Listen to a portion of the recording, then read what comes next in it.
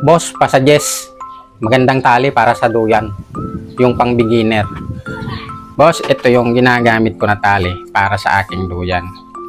Ito, nabibili lang ito dito sa TikTok. Wala pa kasi tayong yellow basket kaya hindi ko mailagay yung link. Ito yung ginagamit ko, matibay. Ayan o, kung mapapansin ninyo. Sobrang luma na ang tali na to. Siguro almost 3 years na itong tali na to. At paano ko naman siya tinatali? Ginagamitan ko lang siya ng Honda nut. Matibay kasi habang tumatagal itong Honda nut, talaga namang humihigpit din ng lalo. Kung gusto mong matutunan, halika gawin natin. Ano, gumawa lang tayo ng overhand. Ganyan lang sa kadali, oh. Overhand. Mapapansin nyo, lumang-luma na, no?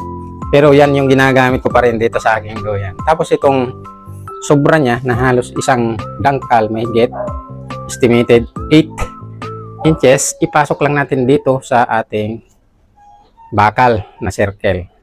Ayun.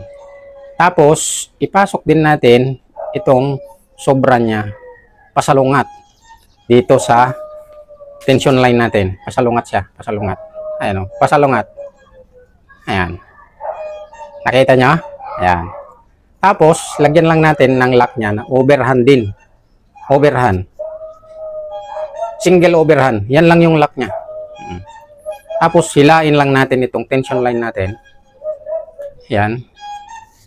Oh, mahigpit na. Okay na siya. Ganyan lang siya, boss. Simple, pero matibay. Ito yung dati, yung una.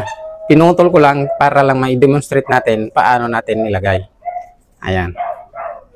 Kung meron ka na naman natutunan, like and share ating video.